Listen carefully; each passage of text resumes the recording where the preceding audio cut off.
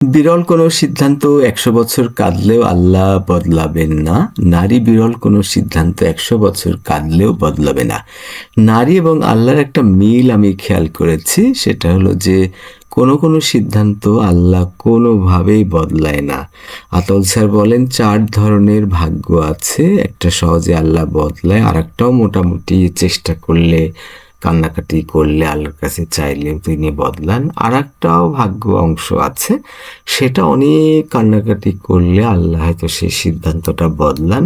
কিন্তু আরেকটা সিদ্ধান্ত আছে যেটা কখনোই আল্লাহ বদলান না। ঠিক একইভাবে নারীদের মধ্যে কিছু সিদ্ধান্ত বিরল, জীবনে হয়তো একটা দুইটা সে সিদ্ধান্ত নিবে, যেটা কখনোই সে বদলাবে না। রবীন্দ্রনাথের শাস্তি ছোট গল্পে এই জিনিসটাই দেখানো হয়েছে।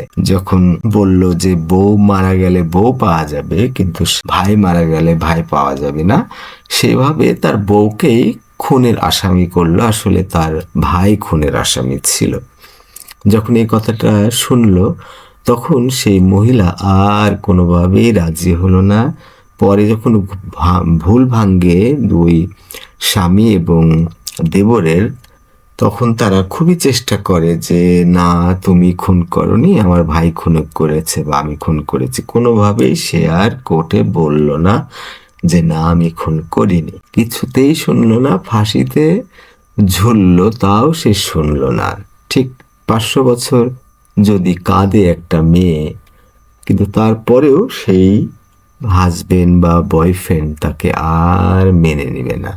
তার মানে হলো যে এমনইভাবে সিদ্ধান্ত মেয়েটা নিয়েছে যে সবকিছু সে চেঞ্জ করলে একটা সিদ্ধান্তে, অভিমানের জায়গা থেকে সে আর বদলাবে না।